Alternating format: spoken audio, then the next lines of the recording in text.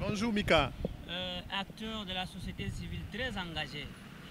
Aujourd'hui, presque une année, Fifi Masuka fait les affaires courantes en province du Lualaba. Quel bilan faites-vous après une année? Certes qu'il y a des efforts à fournir. Vous savez que nous sommes au chef-lieu de la province du Lualaba, qui est Kolwezi. Et Kolwezi n'est pas la province du Lualaba. La province du Lualaba, c'est Kassaji, qui est la deuxième ville de notre province. C'est les 5 territoires. C'est Kapanga, c'est Sandoa, c'est Dilolo, c'est Muchacha et c'est Lubudi. Donc c'est ça la province du Lualaba. Et il ne faudrait pas que tout l'argent du trésor, il ne faudrait pas que tout l'argent de la province du Lualaba soit concentré sur uniquement la ville de Kolwezi. Non. Le développement de la province du Lualaba, c'est ce que j'étais en train de dire tout à l'heure. C'est les 5 territoires. C'est la deuxième ville de notre province, Kassaji. Mais il faudrait maintenant ramener tout ce qui s'est dit dans les discours à la réalité. Qu'est-ce qu'on dit? On dit que nous avons les majors des entreprises extractives dans la province du Lualaba. Nous avons le plus grand projet minier ici. Il faudrait confronter cette réalité au terrain. Depuis un certain temps, les routes de la ville de Kolwezi sont en train de se dégrader.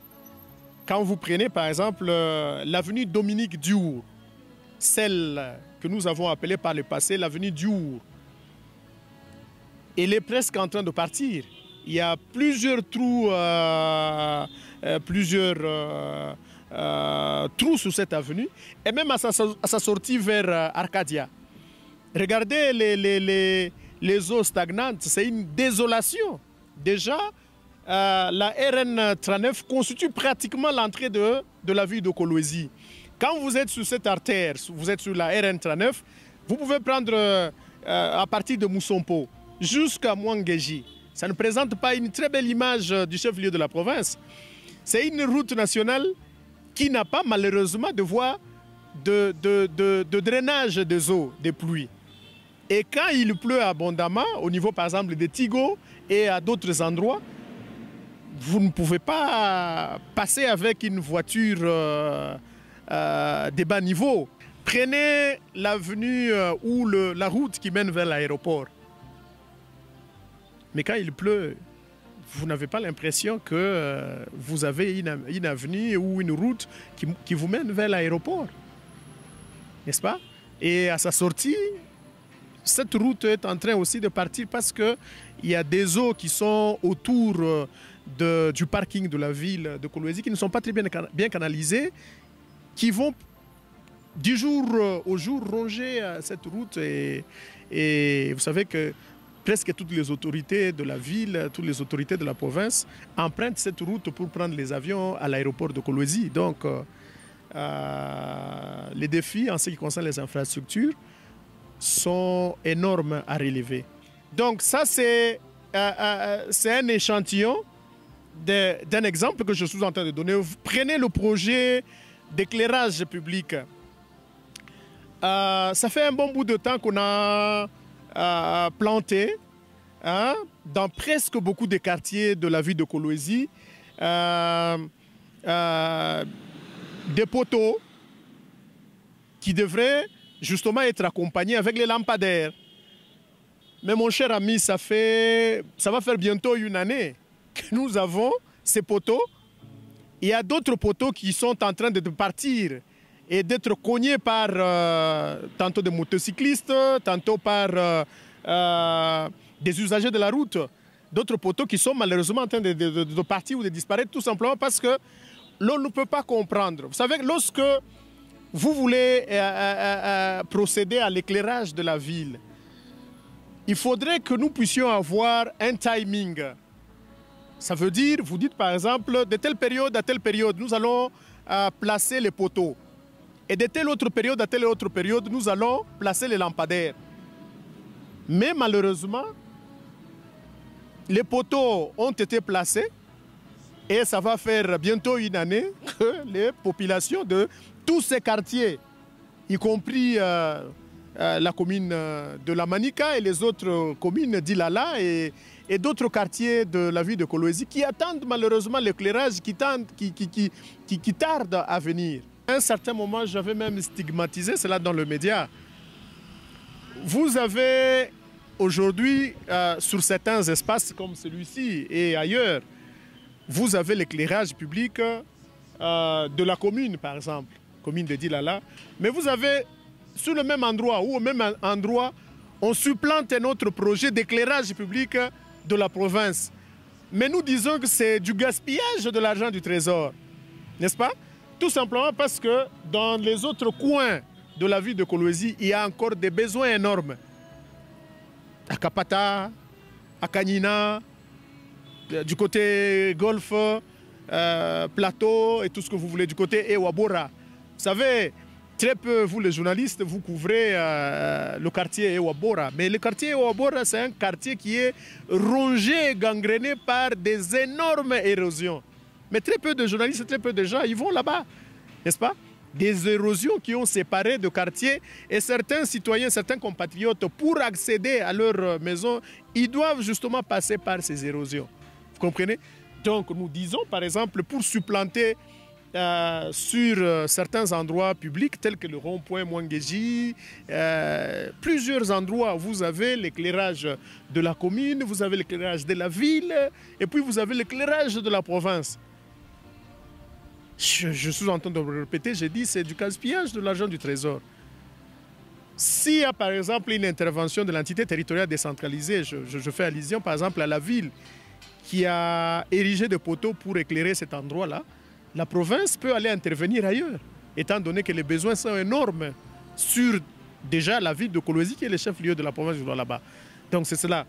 Pour vous dire en somme, une année, madame le vice-gouverneur qui assure l'intérim du gouverneur, je dois dire et avouer qu'il y a encore des défis énormes à relever étant donné que ces avenues qui existaient par le passé, au jour d'aujourd'hui, ces avenues sont en train de disparaître. Je crois que mes référents à ce que je vis et je vois comme quelqu'un qui habite dans la ville de Kolwezi, mais quelqu'un qui a fréquenté aussi la deuxième ville du Lualaba, c'est-à-dire la ville de Kassaji, quelqu'un qui a été aussi dans la commune de Fungurume, qui sont les agglomérations les plus proches.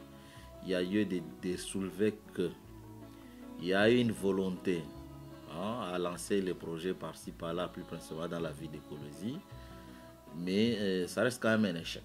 Ça reste quand même un échec parce que le projet de construction des routes, par exemple, c'est un projet salué par tout le monde, par l'opinion publique.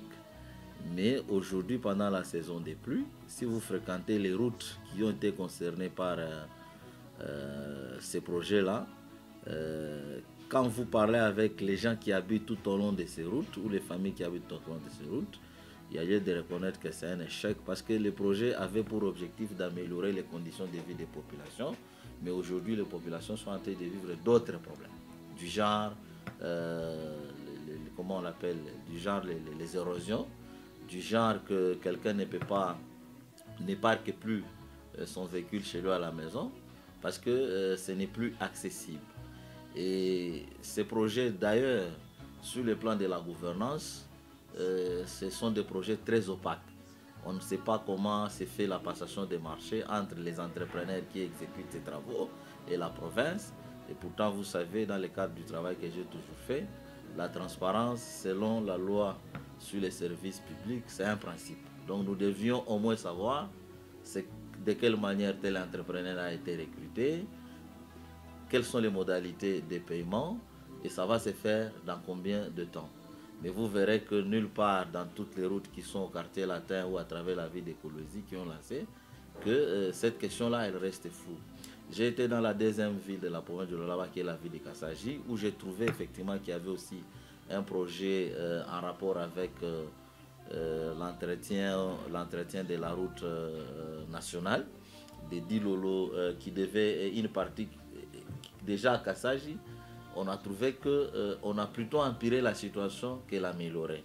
Parce que l'entrepreneur qui est venu, il a entassé les matériaux de construction d'ailleurs dans un endroit où il ne fallait pas les faire. Et de tout ce temps, on a attendu que les travaux soient inaugurés par le gouverneur et ça n'a jamais été fait. Du coup, les matériaux de construction sont à l'origine de plusieurs bouts sur la route à Kassaji. Et une fois de plus, la question d'identité. En termes techniques, on parle de la propriété réelle. Des sociétés qui ont gagné les marchés, par exemple de l'axe Dilolo vers Kassaji. On a tendance à considérer que c'est l'enfant à tel, c'est l'enfant à tel, c'est l'enfant à tel. Je ne vais pas me permettre de citer le nom des gens devant votre micro, mais vous comprenez qu'il s'agit des proches des décideurs. Et ça, une fois de plus, sur le plan de la transparence, c'est un recul, il n'y a aucun changement par rapport à ce qu'on a décrié à l'époque de M. Miege comme gouverneur de province. Et toujours sur le plan des infrastructures, il y a cette question d'éclairage public. J'ai été à Kassaji, j'ai considéré que la deuxième ville du Lualaba n'a pas d'éclairage public. Et que même les projets de construction de l'hôtel de la ville, donc la mairie de Kassaji, c'est un projet en souffrance. On se demande pourquoi. Et si bien que, quel que soit l'argent financé ou sorti de la province pour financer ces projets-là, rien n'avance. Et le maire de la ville de Kassaji travaille dans des conditions qui ne sont pas dignes d'une deuxième ville de la province du Lualaba. Par rapport à d'autres domaines, si on peut quitter l'infrastructure, par exemple la question des communautés, des populations, parce que ça c'est très important, il n'y a pas de développement si on ne respecte pas les droits des communautés locales. Le choix kufuatana Kasanga inakuwa deja na mosaïque, inakuwa frappé na mosaïque, ndio tunaanza kwenda kutafuta Cheswisa, Mundundu na ile nyema Kiku. Parce que mnaona hata mayani yayo haina atake.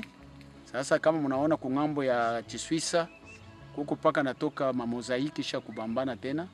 C'est pourquoi tukunaenda kuchakula ni migine tukunaenda kuuza ile michi ya mioko. Toujours dans les territoires de Dilolo et ainsi que dans les territoires de Sandoa, j'ai trouvé que les gens qui vivent principalement de l'agriculture sont en train de dénoncer les mauvaises récoltes à cause d'un phénomène qu'on peut appeler une pandémie qui les a atteints, semble-t-il, depuis déjà 2 ans. Les gens, tous les maniocs sont en train de pourrir. Déjà, les gens n'ont pas des stocks pour continuer l'agriculture des maniocs, mais aussi ceux-là qui ont cultivé sont victimes de mauvaises récoltes parce que tout est pourri en avance. Et sur cette question, il n'y a aucune attention de l'autorité provinciale. Et comment voulez-vous vous déclarer un bon gestionnaire si vous ne savez pas répondre aux cris et aux larmes des populations comme les communautés qui cultivent? Et vous savez que Dilolo s'est ingréné pour la pointe du Lualaba parce que pendant les périodes de crise ici à Kolwezi, les maniocs venaient de Dilolo vers Kolwezi. J'ai appris qu'il y aurait même un député qui s'est permis d'acheter de la farine pour la donner à Dilolo. Vous voyez, au lieu d'avancer, nous sommes en train de reculer. Donc sur cette question-là, le bilan pour moi il est assez négatif. D'autant plus que même ici à Kolwezi, quand vous prenez les cultivateurs qui sont aux alentours de la ville de Kolwezi, donc une partie des territoires de Mouchache et de Lubudi, soit les gens sont victimes des spoliations et des évictions forcées de la part des entreprises minières. Et l'autorité provinciale sur la question n'est pas assez impliquée. Et les cas les plus malheureux, c'est le cas des cultivateurs dont les champs s'est trouvé tout au long de la rivière Lufupa, dans la zone de mise en œuvre du projet hydroélectrique de Boussanga. C'est depuis le mois d'avril de l'année passée que ces gens avaient saisi l'autorité provinciale pour dénoncer le risque d'inondation et les difficultés d'accès à leurs champs à cause du bassin, des travaux de remplissage du bassin de retenue de Boussanga.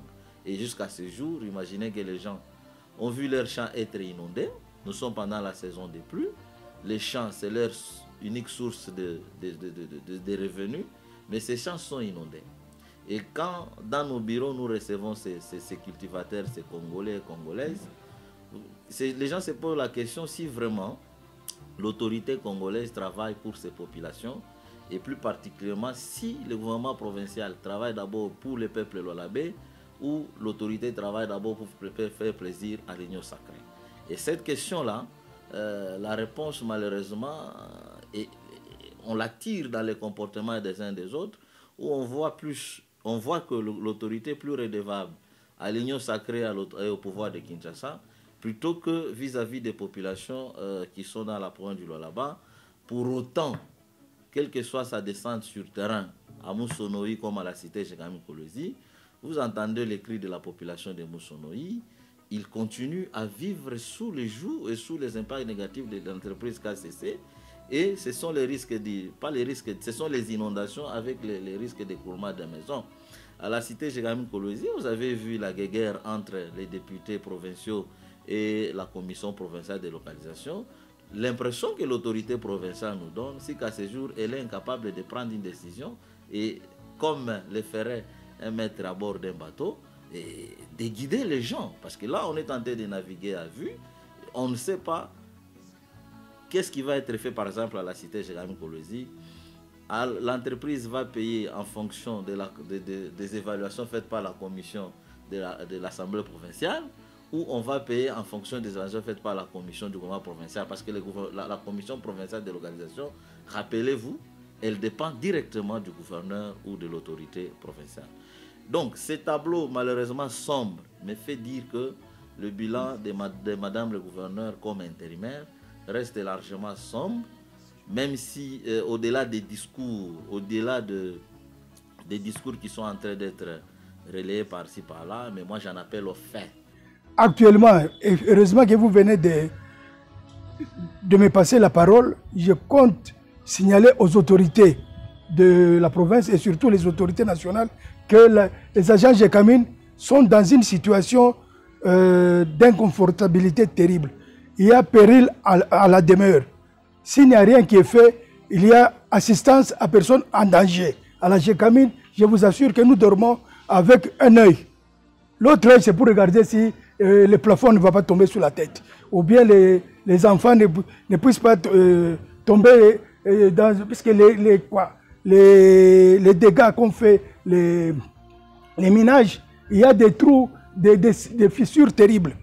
On peut voir ce qui se passe dans l'autre chambre et la chambre suivante. Vous voyez que dans une telle situation, on est dans une inconfortabilité totale. Et j'insiste beaucoup on dirait que le pays n'est pas, il n'y a pas d'autorité ici. Il fallait qu'il y ait un drame, des gens qui puissent mourir pour qu'on vienne maintenant par l'ONU, je ne sais pas qui, les organismes internationaux, venir maintenant non, nous ne sommes pas, c'est plus que ni Ragongo. Ni Ragongo, on peut savoir qu'il y a tels événements qui vont se passer. Mais ici, chez nous, nous voyons les Chinois qui progressent terriblement. Ils s'en fichent complètement de savoir à quel niveau se trouve la prochaine habitation. Moi, qui vous parle, je suis à la frontière. J'entends les bennes qui passent chaque matin, chaque soir devant ma maison. Alors, demain après-demain, qu'est-ce que je vais? On dort avec un œil. Et l'autre œil, c'est pour garder les plafonds, si ça ne tombe pas. Alors, je demande aux autorités, avec insistance, c'est vous les journalistes, vous êtes le quatrième pouvoir, essayez de répercuter ce que je viens de dire. Qu'est-ce qui est envisageable pour vous? Oui, actuellement, il y a eu une situation. Les députés provinciaux sont passés à la Gécamine, c'était un tourisme. C'était un tourisme. Nous sommes les électeurs, c'est nous la base. Ils viennent là-bas, ils disent, oh, il faut absolument... Mais jusqu'à maintenant, il y a un bras de fer entre les autorités de délocalisation et les gens de l'Assemblée. Et maintenant, nous sommes victimes. Et quand je dis j'en appelle aux faits, je vous ai fait parler de ce que j'ai constaté à Kassage et à Diloulo. Je viens de vous faire parler de ce qui se passe à travers la ville de Kolosi. Sur la question de délocalisation, par exemple, il n'y a aucun changement. Et sur la question de transparence, en rapport avec tous les contrats, qui sont tous les contrats, par exemple, en rapport avec les routes, et je ne sais pas de quelle manière les gens signent les contrats. Comment les passations des marchés se font? Je voudrais terminer sans prendre beaucoup de temps en parlant de l'artisanat minier. Là aussi, ici dans la province du Lualaba, depuis 2016, on a initié, plutôt depuis 2017, on a initié ce qu'on a appelé la réforme de l'exploitation minière artisanale. Le bilan, c'est qu'aujourd'hui, on est en recul plutôt qu'on avance. Parce qu'on voit maintenant les dépôts être ouverts partout. Vous allez du côté village Tchaboula, vous allez voir qu'il y a des dépôts de l'artisanat minier. Mais ces dépôts-là sont approvisionnés par les minerais qui viennent d'où? si ce n'est que les minerais volés chez Comus, parce que là, il n'y a pas une zone d'exploitation minière artisanale. Quand vous allez du côté Kakanda, normalement aux environs entre les villages d'Ilamboué et la cité Kakanda, vous verrez qu'il y a des dépôts qui sont installés là-bas et qui sont en train d'acheter les minerais qui viennent de concessions des TFM, parce que et ça c'est visible. Donc le gouvernement provincial a créé par exemple ce qu'on appelle l'inspection minière, mais cette institution gouvernementale, quoique n'étant pas prévu par le code minier, il existe quand même. Mais quel est le résultat? Vous avez vu quand on a arrêté ici les camions déclarés officiellement comme les camions transportant le cuivre et le cobalt, mais après on nous a crié que c'était de l'uranium. Et finalement je me dis, quel est le rôle de ces services qui a été créé? C'est comme ça que quand on nous chante l'augmentation des recettes ou la maximisation des recettes dans les secteurs miniers artisanaux, j'ai toujours posé la question, sur base de quelle taxe on augmente une telle recette? Et si on a augmenté les recettes, quelles sont les retombées sur le terrain de telles recettes? Parce que rappelez-vous que la réforme de l'artisanat minier avait pour objectif d'accroître les recettes de la province, mais pour permettre à la province, grâce à l'artisanat minier, d'améliorer le bien-être, des artisanaux, mais aussi des populations environnantes. Et pourtant, sur ces questions, vous n'allez pas m'indiquer quel est le projet de développement qui a été initié grâce aux recettes issues de l'artisanat minier. Et si on nous le dit, mais il faut aussi nous le prouver, c'est-à-dire il faut faire les liens directs. Nous avons lancé telle taxe, et telle taxe a produit telle recette, et telle recette nous l'avons affectée à tel projet de développement. Donc bref, en ce qui me concerne, que ce soit dans l'artisanat minier, je considère qu'il y a plutôt des reculs que d'avancées. Dans les domaines des infrastructures, oui, plusieurs projets ont été lancés. D'ailleurs, là aussi, on ne sait pas quels sont les projets lancés par les secteurs de Luilou, quels sont les projets lancés par la commune de Dilala ou la mairie de Kolosi, quels sont les projets lancés par le gouvernement provincial. Il y a tout un imbroglio là-dedans. On ne sait pas dire réellement c'est quelle autorité qui est en train de faire quoi que ce soit. Quant à ce qui concerne l'éclairage public ou les droits d'accès à l'énergie, je vous ai dit oui. Malheureusement, on nous a parlé des poteaux qui coûtaient des prix exorbitants, mais sur le terrain, moi je ne vois pas que ces poteaux-là ont résolu quel problème en termes d'éclairage public, parce que quand vous allez dans les quartiers de la ville de Kolosi, vous verrez que l'éclairage public constitue un problème, un besoin, mais c'est beaucoup plus les entités territoriales décentralisées qui sont en train de réaliser ces projets-là. Vous avez des signaux, des signalisations à travers la ville qui sont restés inopérationnels, ça fait autant d'années. Nous avons un gouverneur de province qui lui dirait, même si cela peut être de la compétence de Madame le maire ou de la ville de Kolosi, mais c'est lui qui doit donner l'impulsion, c'est lui qui doit contrôler, surveiller les actes posés par ces entités, c'est le gouvernement provincial. Maintenant, je comprends que le bilan soit largement négatif parce que nous avons affaire à un gouvernement réputé démissionnaire. Le bilan est mitigé. Vous savez vous-même que l'élan de la province, vous savez qu'il y a beaucoup de trucs, malgré qu'on nous a présenté un budget haussier, mais quelque part aussi, il y a beaucoup de couacs. Donc, comme j'ai dit, bilan mitigé. On va prendre seulement un côté infrastructure. On a ouvert beaucoup de chantiers sur beaucoup d'axes. Mais du coup, on ne respecte pas les normes. Parce que quand on veut construire les routes ici, les terrassements routiers, il y a les travaux qui précèdent. C'est quoi? C'est les canalisations d'abord. Mais si on fait fi de ça, c'est tout ce qu'on voit ici. La route est en train de se rétrécir, on a déployé beaucoup de moyens. Mais on s'est dit d'abord ces moyens-là, c'est pour l'État ou bien c'est pour ceux-là qui ont contracté, ceux-là qui font les travaux. Non, ce n'est pas normal. Donc c'est-à-dire, quelque part, on doit être sérieux dans l'octroi des marchés. Parce que, par exemple, sur cette avenue, il y a eu ceux-là qui font l'avenue Djoug. Donc ils travaillent l'emprise. Mais tandis que les canalisations, celui qui est chargé des canalisations n'a jamais commencé. C'est-à-dire, Safricas a des experts qui peuvent bien faire les canalisations, mais ils n'ont pas vu les marchés leur est octroyé. On a octroyé ça à une autre entreprise, je ne sais pas, qui n'a jamais commencé. Et du coup, on est en train de voir la route se rétrécir, parce que les eaux des pluies ne savent pas où passer. Et vous voyez, c'est ça le problème. Mais qu'est-ce qu'on nous dit ici? C'est l'argent de l'État. Quand on gère plutôt la chose publique, on doit être orthodoxe. On est redevable. Hein, donc, c'est un message que je lance même à leurs partisans là-bas. C'est-à-dire, si vous ne voulez pas qu'on parle de Fifi Masuka, vous là, faites ceci. Donc vous, qu'elle quitte seulement, qu'elle quitte les affaires, on ne va pas parler de lui. Tant qu'on gère les affaires de l'État, on parlera d'elle. Tant qu'elle gère ces affaires-là, on parlera d'elle. Donc, cessez d'être là comme vous voulez défendre, ainsi de suite, tout ça. Non, nous sommes la société civile. Personne ne peut nous interdire. D'ailleurs, elle, depuis qu'elle est là, elle n'a jamais fait mention de la société civile. C'est-à-dire qu'elle ne collabore pas avec nous. Sur le terrain, quand elle va partout là-bas, elle va avec des partisans et autres, tout ça, des gens là qui accourent ça et là. Non. La société civile, elle est reconnue dans la Constitution. Nous sommes reconnus. Nous sommes en train de faire un contrôle citoyen, mais on ne nous associe pas. Vous voulez qu'on fasse quoi? Raison pour laquelle nous disons ceci. Ça, c'est les affaires de l'État. Côté bilan, comme j'ai dit, il y a à boire et à manger. Il y a quelque part là où on a essayé un peu de faire, mais il y a beaucoup de plaintes. Par exemple, les policiers. Je peux parler des policiers. Ceux qui font la sécurité là, les gens du CCO. Ils avaient au moins chaque mois un sac de farine. Mais ce quota là-bas, depuis que le gouverneur n'est plus là à Mouyège, donc le quota n'est plus.